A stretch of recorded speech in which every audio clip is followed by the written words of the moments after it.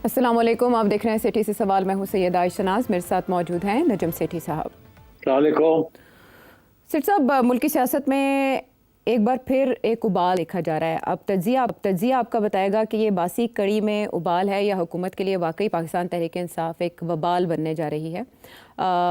पाकिस्तान तहरीक इंसाफ के चेयरमैन, पाकिस्तान तहरीक इंसाफ के बानी इमरान खान साहब की जानिब से जब ये ऐलान किया गया कि 5 अगस्त उनकी रिहाई के 2 साल मुकम्मल होने पर एक बड़ा एहतजाज होगा, तहरीक चलाई जाएगी और पीक करेगी जब 2 साल उन्हें मुकम्मल हो जाएंगे, पाबंद सलासल हुए। आज़ादी का महीना होगा 14 अगस्त। इससे पहले भी इमरान खान साहब ने मार्च का ऐलान किया था 2014 में, वो भी अगस्त के महीने में ही उन्होंने शुरू किया था। और अब हम देख रहे हैं कि पाकिस्तान तहरीक इंसाफ कुछ तैयारियां करती दिखाई दे रही है, लेकिन तैयारियों का अंदाज माजी से मुख्तलिफ है। काफिले निकले हैं। कल कोर कमेटी का इजलास पेशावर में हुआ पाकिस्तान तहरीक इंसाफ की, फिर इस्लामाबाद में भी इनकी एक मीटिंग हुई। उसके बाद काफिले चले, अली अमीन गंडापुर साहब लेकर आए और पड़ाव उनका सारी मीटिंग के लिए लाहौर में हुआ, पंजाब में हुआ। छोटी मोटी गिरफ्तारियों की छापों की इतलात हैं, कोई बड़ी गिरफ्तारियां नहीं है। ऐसे लग रहा है कि जैसे कोई बहुत खुफिया चीज़ होने जा रही है, कुछ कुक किया जा रहा है। खुफिया इसलिए कि जब उनसे पूछा गया बैरिस्टर गौर से, अली अमीन गंडापुर साहब से, कि वाई आपने पंजाब का रुख क्यों किया है, तो उन्होंने जवाब में कहा कि वहाँ जो सस्पेंड किए गए हैं मेंबर्स पाकिस्तान तहरीक इंसाफ के पंजाब असेंबली में, हम उनके साथ इजहार यकजहती के लिए जा रहे हैं, सॉलिडारिटी के लिए जा रहे हैं, लेकिन इमरान खान साहब की रिहाई के लिए जो तहरीक है उस पर भी हम लाहे अमल वहाँ जाके तय करेंगे। मीनवाइल जब वो निकले अली अमीन गंडापुर साहब वहाँ से KP से, तो मौलाना फजलुर रहमान जिन्होंने ये कन्वे कर दिया था कि वो तहरीक अदम एतमाद जो अली अमीन गंडापुर साहब के खिलाफ आएगी उसका हिस्सा नहीं बनेंगे, वोट ऑफ नो कॉन्फिडेंस का। अब उन्होंने प्रेस कॉन्फ्रेंस करते हुए कहा कि अगर कोई तब्दीली आती है सूबे के अंदर तो वो PTI के अंदर से ही आए, हम सियासी कशमकश का हिस्सा नहीं बनेंगे। बिफोर वी मूव टूवर्ड्स जो कुक हो रहा है पंजाब की सतह पर या PTI बना रही है, मैं आपसे ये जानना चाहूँगी कि असल में मौलाना क्या चाहते हैं ये स्टेटमेंट देकर ऐसे मौके पर, कि जब अली अमीन गंडापुर साहब पंजाब में आकर बैठ रहे हैं, मुशावरत कर रहे हैं और वो उधर कह रहे हैं कि वो इस किसी चेंज का हिस्सा नहीं बनेंगे, PTI खुद अपने अंदर से चेंज ले आए। देखिए, मौलाना की पोजीशन तो बड़ी क्लियर है, उनका कोई बंदा चीफ मिनिस्टर बने या PTI ही रहे, क्योंकि वहाँ के जो हालात है ना, वो अगर बदनामी होनी है तो PTI की हो, और अगर पावर मिलनी है तो फिर पावर मौलाना को मिले ताकि मौलाना कुछ काम करके भी दिखा सके। तो ये नहीं कि कोई और आ जाए वहाँ और वो और आके जो ना इधर के रहे ना उधर के रहे। तो आई थिंक मौलाना को इस बात का पता है कि अगर नंबर्स गेम में भी वो उनको मिल जाती है सपोर्ट फ्रॉम कुछ PTI के लोगों के भागने वाले लोग और कुछ नून लीग और ये वो मिलजुल के भी, तो फिर भी मौलाना के हाथ KP नहीं देगी। It's too important, too many international complications और स्पेशली अफगानिस्तान। तो मौलाना का जो मौकफ है अबाउट TTP और TTA, वो एस्टेब्लिशमेंट से फर्क है। तो इसलिए मेरा नहीं ख्याल कि मौलाना को मौका दिया जाएगा कि KP की गवर्नमेंट के चीफ मिनिस्टर बने या उनका कोई बंदा चीफ मिनिस्टर बने। तो इसलिए उन्होंने यही फैसला किया कि अगर तो PTI के अंदर से कोई तब्दीली आ जाती है तो PTI रहे, तो वो शायद इनके लिए बेहतर हो, क्योंकि गंडापुर तो बिल्कुल ही नाकाम हो चुके हैं, किसी के ना इधर के रहे हैं ना उधर के रहे हैं। सो आई थिंक वो तो बड़ा सिंपल है मौलाना की अंडरस्टैंडिंग। बाकी जो मसला है कि ये जो लाहौर आ रहे हैं और लाहौर में क्या होने जा रहा है, वो तो खबरें सारी आपके पास तो हैं ऑलरेडी, कि क्लियर नहीं है अपने जहन में पार्टी के इमरान खान के इंस्ट्रक्शंस जो है उनको फॉलो करना है या नहीं फॉलो करना।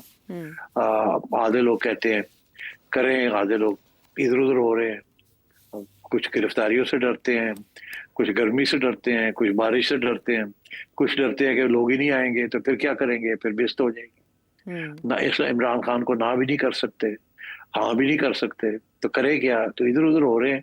तो ये सोचा कि ऐसे करते हैं कि लाहौर चलते हैं, कहेंगे कि हम तो जा रहे हैं उन लोगों के लिए जो कि आउट हो गए हैं पंजाब असेंबली से, उनको सपोर्ट करने के लिए जा रहे हैं। कोर कमेटी का जो इजलास है जिसमें 82 के करीब मेंबर्स बताए जा रहे हैं, 82 में से 40 आए और 40 में से भी ये कहा जा रहा है कि 10% ने बात की और एक रिपोर्ट पेश की गई जिसमें बताया गया कि कितनी पतली हालत है पाकिस्तान तहरीक इंसाफ की, कि बयानिए का बोझ इमरान खान साहब के कुछ ही लोग उठा रहे हैं, बहुत कम, 28 के करीब लोग बताया जा रहा है जो रीट्वीट करते हैं उनकी बात को ये आगे लेकर चलते हैं।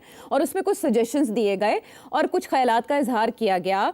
2-2, 3-3 मिनट लोगों को मिले बात करने के लिए, जिससे ऐसे मालूम होता है कि कुछ हिचकिचाहट है, कुछ खौफ है। और ये भी कहा गया कि अगर इमरान खान साहब के साहबजादे आएंगे तो तभी तहरीक में जान डलेगी, और ये कि ये लॉ एंड ऑर्डर के लिए मूवमेंट चलाई जाए, ना कि इससे नाम दिया जाए कि इमरान खान साहब की आज़ादी की या उनके रिहाई की तहरीक है। सो इस तरह का डिफरेंस ऑफ ओपिनियन भी सामने आया। सलमान अकरम राजा साहब तो उसमें मौजूद थे, लेकिन और भी बहुत से लोग गायब पाए गए। ऐसा लगता है कि कोई कन्फ्यूजन है, कुछ अवॉइड करना चाहते हैं, एब्सटेन करना चाहते हैं। और ये भी कहा गया कि अगर ये रिपोर्ट इमरान खान साहब को तक पहुंच जाए, उनको पता चल जाए कि इजलास में ये हुआ है, तो शायद वो ये मूवमेंट की कॉल ही वापस ले लें। तो ऐसी यार वो सिचुएशन बात तो सिंपल सी है ना, सबको पता है कि अवाम तैयार नहीं है। अब अवाम तैयार नहीं है, खान साहब डंडा दे रहे हैं, निकालो अवाम को बाहर। अवाम इनकी बात सुनने के लिए तैयार नहीं है, वो मायूस हैं। इनकी इस किस्म की डिवाइसिव पॉलिटिक्स, वो अभी मैं सुन रहा था फवाद चौधरी को, वो कह रहा था इनको गिरफ्तार करने की क्या जरूरत है, ये तो आपस में एक दूसरे के गले पड़े हुए हैं, तो इनको कोई जरूरत नहीं गिरफ्तार करने की। तो मतलब है ये हालात हैं पीटीआई के, एक दूसरे को ट्रस्ट नहीं करते। कोई कहता है फलाना एस्टेब्लिशमेंट का आदमी है, कोई कहता है फलाना है, कोई कहता है इमरान खान साहब को पूरी सिचुएशन का नहीं पता। उधर से अलीमा खान लगी हुई है, वो अपना एक ग्रुप बना रही है बीच में, वो अपना सेनेट के अंदर अपने लोगों को लाना चाह रही है, उधर गड्ढापुर अपना ड्रामा कर रहा है। It's a total mess. इस सूरत में अवाम को तो पता चल जाता है ना, कोई इक्का दुक्का लोग तो खड़े होकर शोर डाल देते हैं, मगर आए एक मजमा इकट्ठा करना कोई आसान काम है। और आजकल बारिशें हो रही हैं, गर्मी सख्त है, अब अवाम का वैसे ही पिसी हुई है अवाम, कीमतें बढ़ रही हैं, महंगाई हो रही है, चीनी का बहरान है, मतलब है कि क्या कोई। तो इस सूरत में अब वो इमरान खान की रिहाई के लिए लाख बंदा इकट्ठा करेंगे, 5,000 बंदा भी नहीं इकट्ठा हो सकता। वो क्यों बेचारे, घरों के हालात खराब है और ऊपर से वो जाके पब जाए और गिरफ्तारियां दे जाके, कौन करेगा? What for? नजर तो आ रहा है कि पहले तो इतनी उम्मीद रखी हुई थी कि जी डोनाल्ड ट्रंप कुछ करेगा, फिर ये कि बच्चे शायद आ जाए, वो भी नहीं आने। तो ये सब ड्रामे चल रहे हैं। आवाम बेवकूफ नहीं है ना ही बनना चाहती है, ना ये बना सकते हैं। अब इनका प्रॉब्लम यही है कि अलीमा खान जो है वो टफ लाइन ले रही है, वो ऐसे जैसे कि वो जानशीन है इमरान खान, और ये बाकी लोग जो हैं, जो कि उनकी अपनी एम्बिशंस हैं कि हम हैं, वी आर द पार्टी, हमें जिम्मेदारी दी गई है। I think under the circumstances total chaos. इसीलिए उन्होंने लाहौर चुना है। लाहौर चुना है कि एटलीस्ट ये तो कह सके ना कि जी लाहौर की पार्टी जो थी, लाहौर के ऑर्गेनाइजर्स थे, उन्होंने कुछ नहीं किया, तो गड्ढापुर साहब के ऊपर ना कोई बोझ पड़े कि ये आपने कुछ नहीं किया। क्योंकि केपी में तो लड़ाई झगड़े हो रहे हैं ना, जुनेद साहब कुछ कह रहे हैं, गड्ढापुर कुछ कह रहा है, सैफ कुछ कह रहा है, सो वहां तो नजर आ जाना था कि गंडापुर की गलती है, ये क्या है, सारी जिम्मेदारी उन्हीं की जिम्मेदारी होनी थी। यहाँ क्या होगा? यहाँ वो यही कहेंगे कि जी लाहौर की पार्टी के लोग जो थे दे वर नॉट ऑर्गेनाइज्ड, और लाहौर की पार्टी के लोग ये कहेंगे कि जी हमारे साथ कौन खड़ा होने के लिए कोई तैयार नहीं है, तो हम क्या करें। मैं यही सुना मैंने, वो कहते जी हम गिरफ्तारी क्यों दे, अगर आगे पीछे हमारे कोई नहीं है तो हम बाहर निकलेंगे, हमें पकड़ के ले जाएंगे। यहाँ तो हो ना कि 10,000 बंदा नाल होए, जेल भरो तहरीक शुरू कर दें, जेल भरते जाएं और फिर जान पड़े इसमें, और फिर लोग घरों से निकलें। पिछली बार भी पंजाब की क़यादत को इल्ज़ाम दिया गया था, लेकिन अब की बार चीफ ऑर्गेनाइजर आलिया हमजा साहिबा हैं, और अभी तक कोई हलचल हमें दिखाई नहीं दी, सिवाय इसके कि बैरिस्टर गौहर और अली अमीन गंडापुर साहब काफ़िले लेकर चले हैं और वो यहाँ पहुँचे हैं और उन्होंने मीटिंग की है और फिर इशाइया दिया है उन्होंने। इसके अलावा हमने कोई बड़ी हेडलाइंस नहीं देखी। ऐसे लग रहा है जैसे खुफिया तौर पर कुछ किया जा रहा है। आपके तज्जिए के मुताबिक मुझे ये लगता है जैसे लुक बिजी डू नथिंग वाला फार्मूला इमरान खान साहब के लिए अपनाया जा रहा है, क्योंकि उन्होंने अपने ट्वीट में कहा था कि जो इस तहरीक का बोझ नहीं उठा सकता वो अलग हो जाए, वरना मैं कर दूंगा अलग। हाँ ठीक है, करना तो है ना कुछ, मगर क्या करना है? तो यही सोचा कि लाहौर में चलते हैं, वहां अगर जिम्मेदारी भी बनी तो थोड़ी पंजाब वालों की बन जाएगी। दूसरा ये कि हम ये कहेंगे हम तो आए नहीं थे इमरान खान की तहरीक चलाने के लिए, हम तो आए थे वो पार्लियामेंटेरियंस के लिए। ठीक है, और तहरीक का आगाज भी लाहौर से हो सकता है, क्योंकि अली अमीन गंडापुर साहब ने तो कहा कि हमारी तहरीक शुरू हो गई है। यार वो बहुत सी बातें करते हैं, क्या शुरू होगी? कुछ भी नहीं शुरू होना, यहाँ से होना ही कुछ नहीं, फिर भी वापस चले जाएंगे। अच्छा, लेकिन सेठी साहब पहले मोहसिन नकवी साहब के दौर में जब तहरीक का आगाज़ हुआ था तो बहुत पकड़ धकड़ हमने देखी थी, बहुत सख्तियाँ देखी थी। अब ऐसे लग रहा है जैसे उनको सेफ पैसेज दिया जा रहा है कि आप आराम से आएँ, जो आपने करना है वो करें। गवर्नमेंट को पता है इंटरनली सिचुएशन क्या चल रही है, या गवर्नमेंट इसको बहुत ईजी ले रही है? नहीं, सब पता होता है ना। देख लो लोग इनके अंदर बैठे हुए हैं जो आके पूरी रिपोर्ट्स देते हैं, तो उससे तो कोई शक ही नहीं है। तो गवर्नमेंट को पता है कि they are disorganised, divided, weak, अवाम तैयार नहीं है। Government knows everything. तो गवर्नमेंट जो है वो करेगी क्या कि इनके बड़े लीडर्स को शायद नहीं अरेस्ट करेगी। हम्म। वो कहेगी कि उसके साथ हेडलाइंस बनती हैं। वो जो करते धरते वाले होते हैं ना, शोर डालने वाले, उनको थोड़ी पकड़ पकड़ करके इधर उधर कर देगी, ताकि वो पैगाम चला जाए कि जो गड़बड़ करेगा उसको अंदर कर देंगे, और बड़े लोगों को ना हाथ लगाया जाए ताकि वो ना शोर डाल सके। I think government is comfortable. So क्या गवर्नमेंट को एतमाद में लेकर या एस्टेब्लिशमेंट को एतमाद में लेकर ये चल चलाओ शुरू हुआ है? देखिए, इनमें बहुत से लोग हैं जो कि गवर्नमेंट और एस्टेब्लिशमेंट के साथ हैं। मेरा ख्याल है गंडापुर साहब ने ये बता दिया होगा एस्टेब्लिशमेंट को, ये मेरा प्लान है। ठीक है सिर साहब, वो मामला जो हमारे पड़ोसी मुल्क इंडिया को बहुत खटक रहा है उसकी तरफ चलते हैं। वो है फील्ड मार्शल आसिम मुनीर साहब का मुजव्वज़ा दौरा है श्रीलंका। इसको लेकर इंडियन मीडिया में 2-3 दिन पहले से ऐसी रिपोर्ट्स आना शुरू हो गई जिसमें ये चर्चा किया जा रहा है कि उनका दौरा बहुत शाहाना है और उसमें वो ऐसे करेंगे वैसे करेंगे, टू मच डिटेल कि लैविश विजिट करने जा रहे हैं। इंडियन मीडिया को जो ये तकलीफ है ये असल में किस कॉन्टेक्स्ट में है? बिल्कुल सही कह रहे हैं। मैं पढ़ रहा था इंडियन मीडिया को तकलीफ हो रही है कि वो हेलीकॉप्टर के अंदर इधर जाएंगे, फिर हेलीकॉप्टर के अंदर इधर जाएंगे, हाँ। फिर वो बड़े 5 स्टार होटल में वहां ठहरे हुए हैं, और and so on and so fourth. अरे यार, खुदा का खौफ करें। श्रीलंका के अंदर इट्स अ माउंटेनस एरिया, उनका जो सारा नॉर्थ है, एंड वहाँ ट्रैवल इज बाय हेलीकॉप्टर। सड़कों के ऊपर आप जाएंगे तो 6 घंटे लग जाते हैं एक शहर से दूसरे शहर ऊपर जाने में, पहाड़ों। So basically you have to travel by helicopter. तो ये कोई नई बात तो नहीं है। दूसरी बात ये कि जी ऑब्वियसली यार, field marshal is like a head of state, तो वो ही has to stay in a 5 star hotel. क्या आप चाहते हैं कि वो कोई अपार्टमेंट में जाके रहे? मतलब रिडिकुलस बातें कर रहे हैं। मगर बेसिकली जो बात कर रहे हैं ना, वो उनको परेशानी हुई हुई है कि इतनी अहमियत क्या है इस ट्रिप की, क्यों इस ट्रिप पे ये जा रहे हैं। अच्छा, मैं आपको बता देता हूँ इसकी अहमियत क्या है, जो कि उनको भी पता है और तकलीफ इसीलिए हो रही है उनको। इसकी अहमियत ये है कि अब एक नया ग्रुप बन रहा है, led by Pakistan and China in south Asia, और वो है टू रिप्लेस सार्क। जी। अगर इंडिया ताउन नहीं करता सार्क के ऊपर, और वो आइसोलेट हो गया है, तो ये फिर एक नया ग्रुप बना लेंगे टू रिप्लेस सार्क, या ये इंडिया के बगैर ही सार्क को चलाएंगे और चाइना को भी उसमें ऐड कर लेंगे। और मेरा ख्याल है कि इस किस्म की लॉबिंग हो रही है, और उसमें जाहिर है फील्ड मार्शल साहब की बात ही सुनी जाएगी कि एक सीरियस इशू है, एंड चाइना का पूरा सपोर्ट है। और चाइना और श्रीलंका के तल्लुकात भी बहुत अहम है। वहाँ चाइना की बहुत बड़ी इन्वेस्टमेंट है इन द पोर्ट स्पेशली, और इसीलिए इंडिया को बड़ी तकलीफ है कि अब पाकिस्तान जो है इज बिकमिंग अ पिवट, जिसके इर्द गिर्द सारे साउथ एशियन नेशंस जो हैं उनको इकट्ठा किया जा रहा है जी। बिकॉज चाइना बैकग्राउंड में रहना चाहता है। तो आई थिंक एक तो ये बहुत इंपॉर्टेंट डेवलपमेंट है।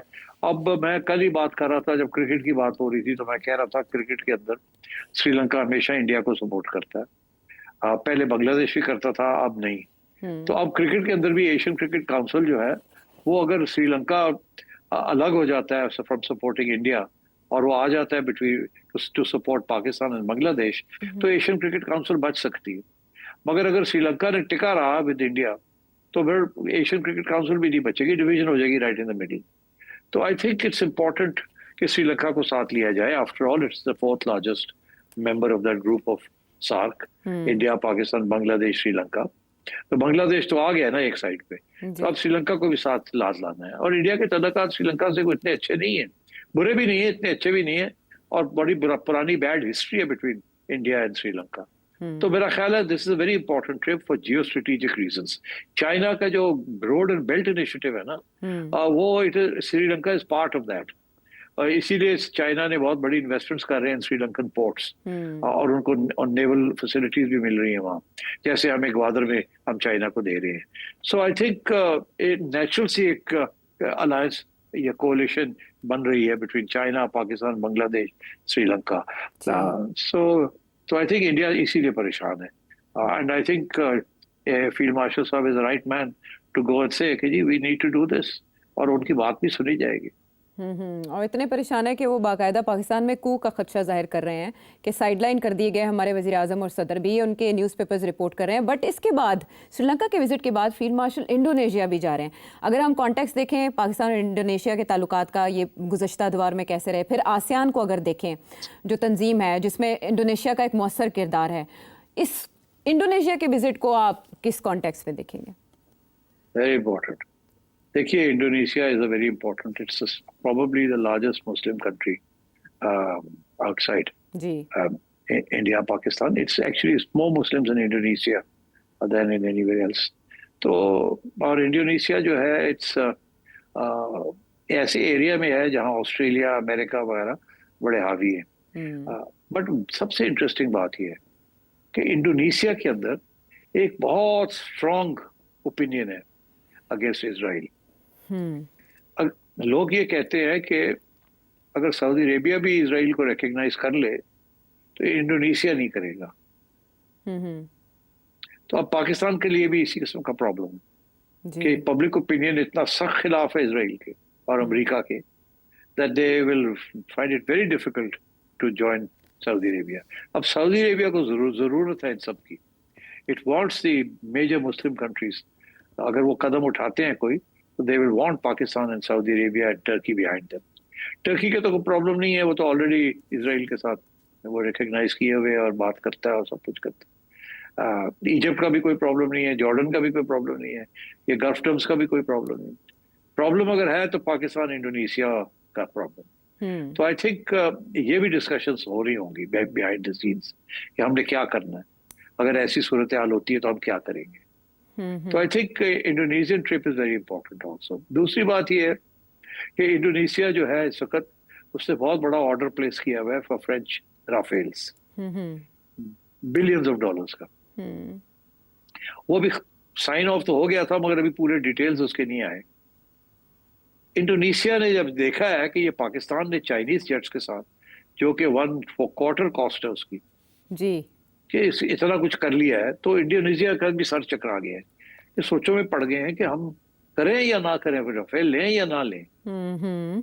राइट। और अब इस मिशन को लीड कर रहे हैं आसिम मुनीर साहब, जिन्होंने इससे पहले यूएस का कामयाब दौरा किया और उसके बाद जो वो इरादे रखते हैं, जिस तरह से वो कनेक्ट कर रहे हैं या पुल का किरदार अदा कर रहे हैं खित्ते में, वो इंडियन मीडिया को ज़ाहिर है खटक रहा है क्योंकि उनकी हुकूमत को और उनके इरादों को खटक रहा है। वापस आते हैं प्रोग्राम में हम।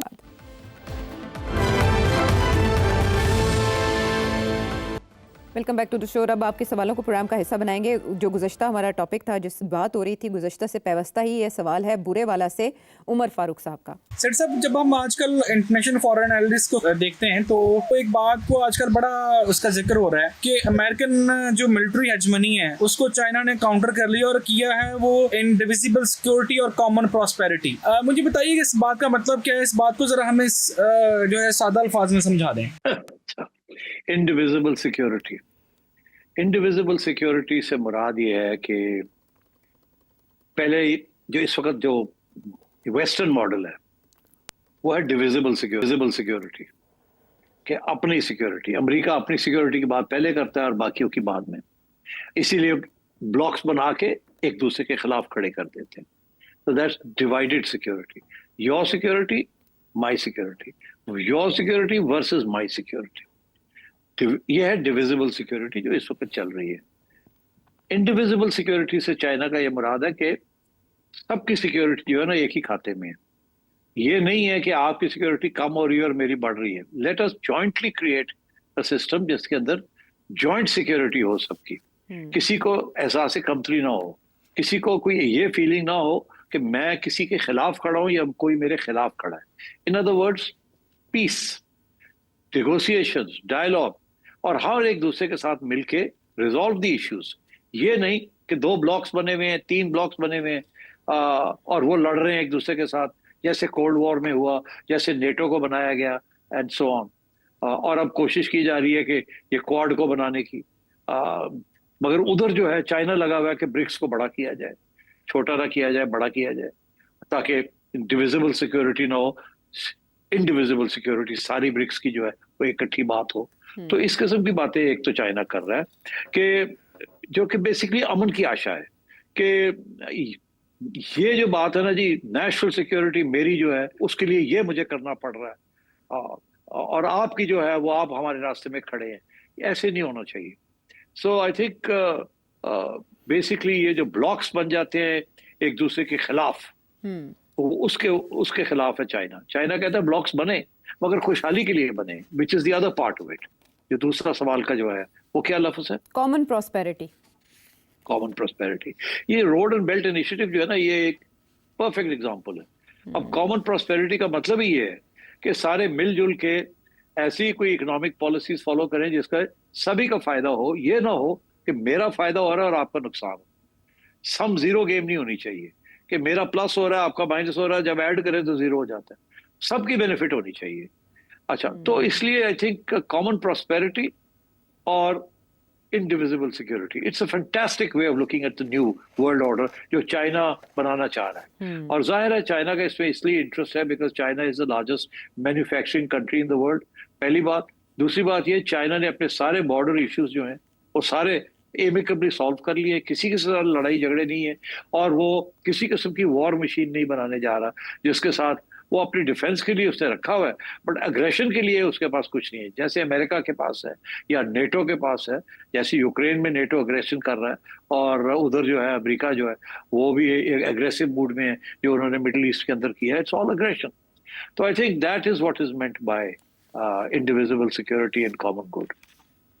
ठीक है, यानी मिलिट्री हेजमनी जो अमेरिका की थी उसको काउंटर चाइना के साथ कर लिया उस प्लान के साथ। अच्छा, लाहौर से राना नवीद साहब क्या जानना चाह रहे हैं? अरेबियन स्टेट्स जो है गल्फ की, वो ब्रिटिश इंडियन एम्पायर का हिस्सा थी।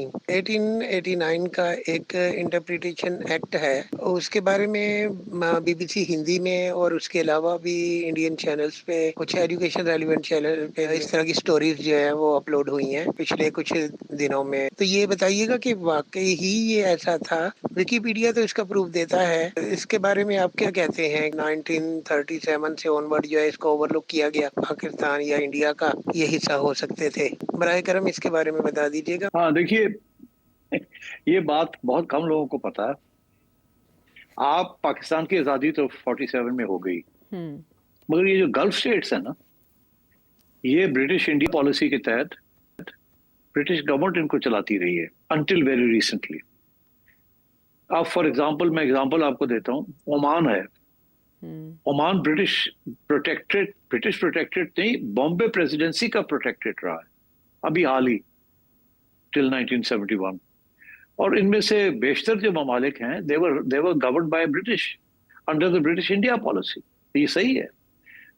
ये यूएई वाला भी, ये तो 1961 में पहले कुछ लोग आजाद हुए। Out of all of these they have now only recently become independent. तो जैसे मैंने कहा, एडन जो है वो तो बॉम्बे प्रेसिडेंसी का हिस्सा था under the British India policy. तो दैट इसका ये वो सही कह रहा है BBC, that was what the case was. तो हिस्सा हो सकते थे इंडिया या पाकिस्तान का, इनको क्यों ओवरलुक किया गया, ये उनका सवाल है। नहीं, हिस्सा वो बिकॉज ये कंटिग्यूअस नहीं है ना, सब कॉन्टिनेंट तो इधर है ना, वो तो उधर थे।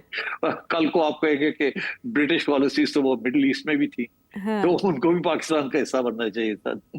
अच्छा, ज्योग्राफी की वजह से ऐसा हो नहीं सका, ये फर्क। हाँ, ये सब कॉन्टिनेंट तो एक है ना हिंदुस्तान। हाँ, तो यहाँ तकसीम हो गई। ब्रिटिश इंडिया पॉलिसी जो थी उसमें बर्मा भी आता था, उसमें ये middle eastern states, some of these, ये जो इधर की स्टेट्स हैं गल्फ वाली, ये भी आती थी। ठीक है, मजीद सवाल शामिल करेंगे एक ब्रेक के बाद। Welcome back to the show. और अब सेठी साहब से सवाल स्वात से जहांजेब साहब का। ये जो हमारे पाकिस्तान और अमेरिका के दरमियान जो बढ़ती हुई क़ुर्बतें हैं, तो क्या ये फ्यूचर में हमारे और चाइना का जो ताल्लुकात है इस पर तो असरअंदाज तो नहीं होंगी? बिल्कुल होंगी, कैसे हो सकता है ना हो।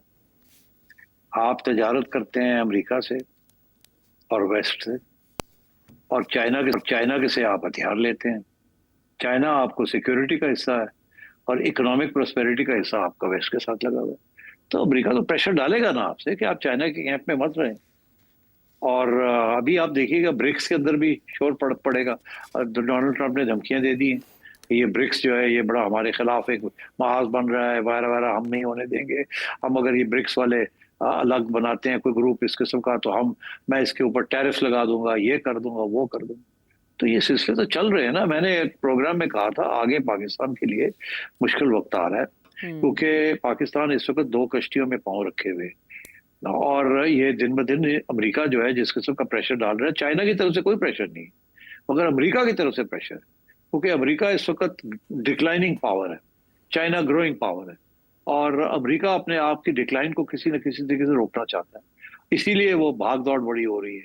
और मुझे ऐसे लगता है कि जैसे यूक्रेन में भी अमेरिका का लॉस होगा, और मिडिल ईस्ट में भी इस वक्त तो ऐसे लग रहा है कि जैसे सारे लोग लेट गए हैं, मगर आहिस्ता आहिस्ता आप देखिएगा वहां भी रिवोल्ट निकलेंगे इन टाइम टू कम। तो इसलिए America will be a problem for Pakistan, और पाकिस्तान को बड़ा सोच समझ के चलना पड़ेगा, बैलेंसिंग एक्ट करना पड़ेगा। सबसे पहला बैलेंसिंग एक्ट जो है वो तो मिडिल ईस्ट में आएगा on the question of Abraham accords. अच्छा, चलें आगे बढ़ते हैं और अब वाकएंड से मोहम्मद हसन। आपने कहा फलस्तीन जो है वो एक तो पाकिस्तान का मसला नहीं है और दूसरा मुसलमानों का मसला नहीं है, तो आप क्या कहना चाहते हैं कि पाकिस्तान इसराइल को तस्लीम कर ले, या ये अब टीवी शोज के जरिए कौम को बताया जा रहा है कि हम लोग इसराइल को तस्लीम करने लगे हैं, या मस्जिद अक्सा जो है वो इसी तरह उठा के इसराइल को दे दी जाए और वो जो चाहे वहाँ करे? ये किस तरह मुसलमानों का मसला नहीं है, आप एक्सप्लेन कर सकते हैं? देखिए, फलस्तीन जो है वहाँ क्रिश्चियंस भी हैं, तो ये तो नहीं है ना कि सिर्फ वो फलस्तीनों का या मुसलमानों का मसला है। मुसलमानों के तो और भी बहुत से मसले हैं। इजिप्ट भी मुसलमान मुल्क है, वहां भी मसले हैं। सऊदी अरेबिया भी मुसलमान मुल्क है ना। तो मगर मसला ये है कि मुसलमान एक नेशन स्टेट नहीं है। अगर एक नेशन स्टेट हो तो फिर एक नेशन स्टेट का मसला बन सकता है, मगर ये जो नेशन स्टेट्स बनी है इनके अपने मफाद हैं। तो ये सवाल आप मुझे क्यों पूछते हैं? आप सऊदी अरेबिया को पूछे जहां आप बैठे हुए हैं, जहां बहुत सारे लोग जाके बैठे हुए हैं। वो क्यों चाहते हैं कि नेशन स्टेट्स जो है उनके अपने मफाद हैं? मुसलमानों के मसले मुसलमानों के हैं, अपने नेशन स्टेट्स के अंदर हल करें, मगर मजहब का मसला तो नहीं है ना। किसी की जमीन ले लेना या हटा देना उससे मजहब का मसला तो नहीं है ना। मजहब का मसला तो हो कि वो आपके इस्लाम के ऊपर वो अटैक करे, फिर मुसलमानों का मसला बनता है। जैसे ये ब्लास्फेमी वाला इशू है कि हमारे रसूल, प्यारे रसूल अल्लाह सल्लल्लाहु अलैहि वसल्लम के ऊपर अटैक करते हैं, वो मुसलमानों का मसला। मगर ये बॉर्डर इश्यूज जो होते हैं या टेरिटोरियल इश्यूज जो होते हैं, ये मुसलमानों के इश्यूज नहीं होते, ये रियासतों के इश्यूज। असल में ये किबला अव्वल या मस्जिद अक्सा का हवाला दे रहे हैं। असल में ये उस कॉन्टेक्स्ट पे बात करें तो मजहबी लिहाज से देख रहे हैं। नहीं, वो देखे ना, वो तो जब सेटलमेंट होगी तो फिर फैसला होगा ना। और तारीख अगर आप पढ़ेंगे तो ये तारीख में बहुत कुछ बदलता रहा है। कभी वो एक के हवाले आते थे जेरूसलम, कभी किसी और के पास थे, तो ये तो चलता रहा है तारीख के अंदर। तो अब बात ये है कि मॉडर्न डे के अंदर nation states are very important. नहीं तो ये तो जंग एक दूसरे को मार मूर के फारग हो जाए। रिलीजियस वॉर्स खत्म हो गए। This is not a religious war. ये मिडिल ईस्ट के अंदर इसराइल को घर दिया था ज़ायनिस्ट्स को, ब्रिटेन ने और इंटरनेशनल कम्युनिटी ने, मिडिल ईस्ट को कंट्रोल करने के लिए। मुसलमानों को कंट्रोल करना तो छोड़ दिया था उन्होंने तो मुसलमानों को आज़ादी दे दी थी। मुसलमान जो वहाँ के रूलर्स थे और वहाँ की जो रियासतें थी, अभी भी वो आज़ाद है इन दैट सेंस, मगर अपने मफाद के लिए दे हैव टू एक्ट। तो इसलिए मैं समझता हूँ, अब देखें ना ये जो लड़ाई झगड़े हो रहे हैं रशिया के और यूरोप के, यूक्रेन के ऊपर, अब वो क्रिश्चियनिटी का मसला है? नहीं, इट्स नॉट अबाउट क्रिश्चियनिटी। तो ये हम जो कहते हैं ना जी, मुसलमान मजहब की बात है, टेरिटरी और नेशन स्टेट की बात नहीं होनी चाहिए। बाकी ये है कि हमने अपने लोगों को काफी अरसे से, क्या पैदाइश से ही हमें ये कहा जा रहा है कि इजराइलीज जो हैं दे आर बैड, और वो है भी। उन्होंने ज्यादती की है, लोगों की जमीनें ले ली हैं, तो हमने तो अपोज। अब जैसे कश्मीर के अंदर जो जुल्म हो रहे हैं वो हम उनको कहते हैं। तो अब बात यह है कि we need to be little careful. दूसरी बात यह है कि मैं ये अपना मौकफ नहीं दे रहा था। मेरा मौकफ जब आएगा वक्त मैं दूंगा। मैं कह रहा था कि हुकूमत के अंदर जो रियासत प्रोटेक्ट करते हैं, तो वो उनके अंदर ऐसी सोच है कि अगर बाकी मुस्लिम ममालिक तैयार हो जाते हैं तो फिर शायद हमारा क्या नुकसान है, हम भी तैयार हो जाएं अगर कोई सही किस्म की गारंटीज मिल जाए। मैं अपना मौकफ नहीं दे रहा था, मैं आपको बता रहा था कि सियासी जमातों के अंदर कैसी सोच पाई जाती है कुछ हलकों के अंदर। तो उसमें से मेरे ऊपर आप लोगों ने गरजना शुरू कर दिया कि जी मैं ये कह रहा हूँ, मैं ये नहीं कह रहा। जब वक्त आएगा तो मैं बताऊं, मेरा मौका भी क्लियर हो जाएगा। मगर क्योंकि देखिए, जो इसराइल ने जो इस किस्म की जेनोसाइड की है ना, उसको तो जहन्नम में लेके जाना चाहिए। बस चले, इससे ज्यादा मैं आगे अब क्या मैं आपके बात करूं। मगर बात यह है कि इस वक्त ग्रेट पावर पॉलिटिक्स चल रही है। वो जो सारे मुस्लिम ममालिक हैं उस इलाके के अंदर, वो बड़े पिसे हुए हैं, बिकॉज अमेरिका और इसराइल ने उनको दबाया हुआ बड़ा सख्त, और बहुत इनसिक्योरिटी है वहाँ। इसीलिए इजिप्ट और जॉर्डन वगैरह जो है वो सारे लेट गए बेचारे। They don't have the power to resist Israel. तो अब बात यह है कि या तो इसलिए इसको जरा थोड़े अनइमोशनली इस चीज को देखना चाहिए। बहरहाल मेरा मौकफ कुछ और है। मेरा मौकफ ये नहीं है जो आप समझते हैं। मैं बता रहा था कि मौकफ इदारों के अंदर क्या है, किस किस्म का। अब वक्त आएगा तो पता लगेगा कि इसको कैसे निपटते हैं इस इशू को। डोनाल्ड ट्रंप का बड़ा सख्त प्रेशर है, और हो सकता है कल को सऊदी अरेबिया का भी प्रेशर हो। और उसका हवाला वज़ीर दिफा ख्वाजा आसिफ ने बहुत क्लियर दिया समाही के शो में, और राना सनाउल्लाह साहब ने भी ये कहा कि अगर मुस्लिम ममालिक या सऊदी अरेबिया ऐसा कोई स्टेप लेते हैं तो Pakistan will follow the league, और इस पे वो बाकायदा काम शुरू कर चुके हैं या ब्रेनस्टॉर्मिंग हो रही है, गौर खौज हो रहा है। इसका इशारा दिया गया था जिस पर सिटी साहब ने अपना एनालिसिस दिया। इसके अलावा हमारे पास सवाल, देखिए मैं जाते जाते ये कह दूं कि जब ये वक्त आएगा ना ये फैसला करने का, तो ठीक ठाक किस्म के कंसेशंस लिए जाएंगे इजराइल से और अमेरिका से। ऐसे नहीं लोग अंगूठे लगा देंगे। फलस्तीन की प्रोटेक्शन के लिए सब कुछ किया जाएगा। बड़ी ज्यादती हुई है, बड़ा जुल्म हुआ है उनके साथ, और इतनी जल्दी ये काम नहीं होने वाला।